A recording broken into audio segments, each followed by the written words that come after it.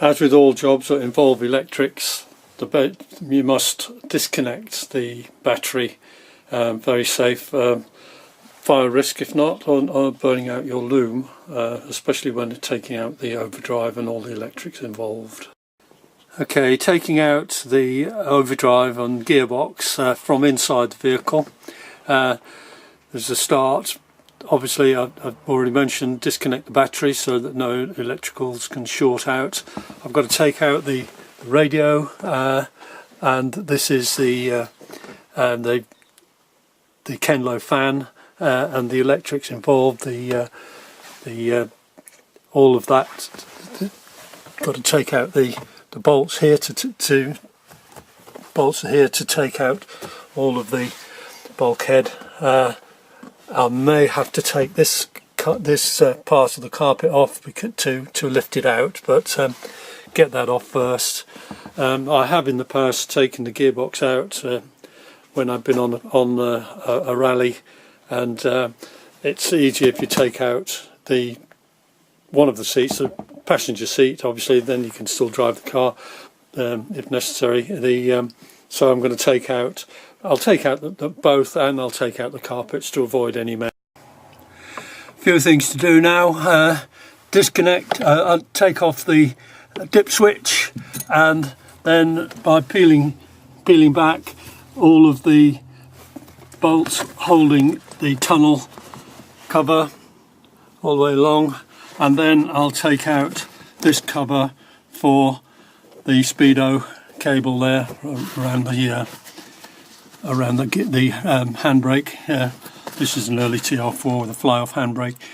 The 4A were different, but get access to all the bolts along the top, and then I should be able to carefully lift out the tunnel. I'll probably have to ease this with a knife just to cut the sound deadening pads, and then I can lift it out. Thing to do while you've got this out is make a note of the position of the wiring for the Kenlo fan so that they go back in.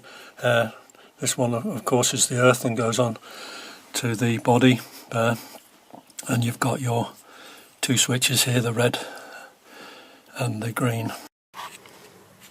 Well, that's the tunnel cover off. Next things I can do is to disconnect the prop shaft here. Make a mark, to put it so that you put it back the same way around, because this is all balanced. With that disconnected, this will slide back on the joint. The back of the overdrive here has got to be disconnected here, taking this bolt off. But while you're under, make a note of all your wiring here. If you can't remember it, I have got another video out when I install this, so that you'll see where all the wiring goes. I've tucked this one underneath out of the way for the solenoid, and the other things that you gain access are the bolts for the bell housing here.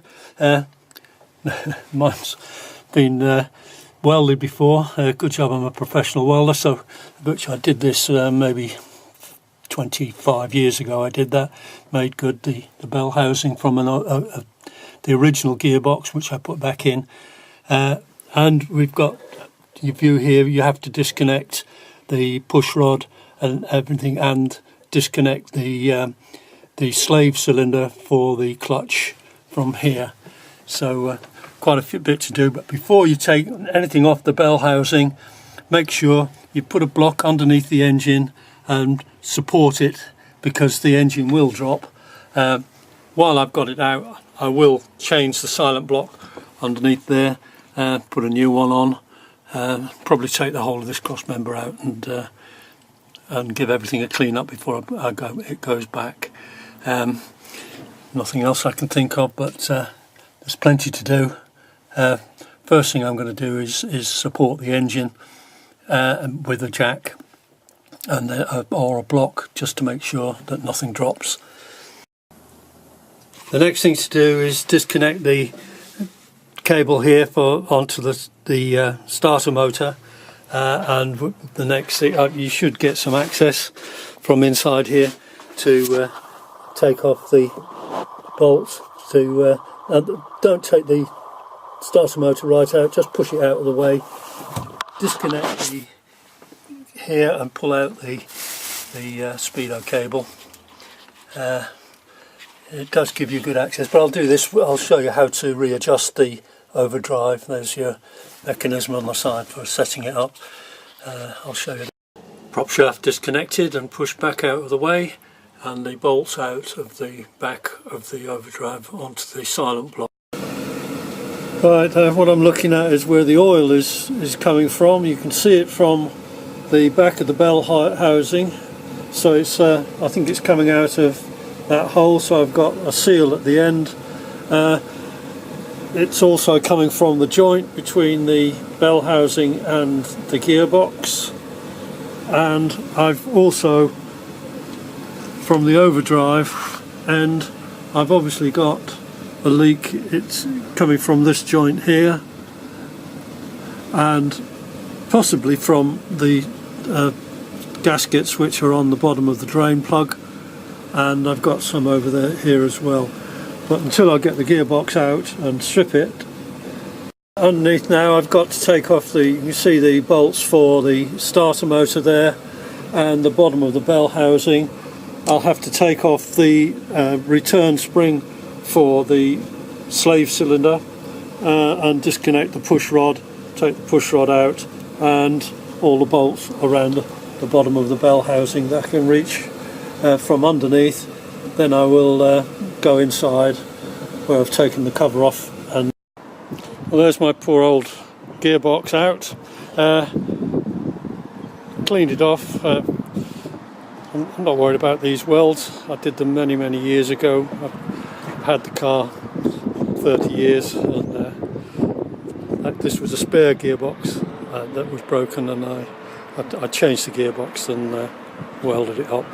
I found the trouble with why I had the oil leaks. The rear silent block, the rear mounting, you can see it there, it's totally collapsed, and the whole of this was obviously flopping around, and it caused the gaskets to be strained, and that's where the oil was coming from. Very likely from here, but I'll take it all apart and change the whole lot. But I think it's probably this one, but I'll change all the gaskets here and everything will be done.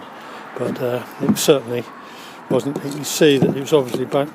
That is, you can see where it's distorted. That where the gearbox has been bashing up and down. Poor maintenance. That's the gearbox out.